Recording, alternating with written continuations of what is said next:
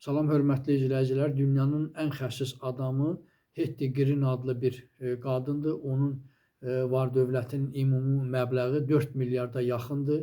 Onun deməli bu göstəricisi Ginnesin rekordlar kitabına düşmüşdür.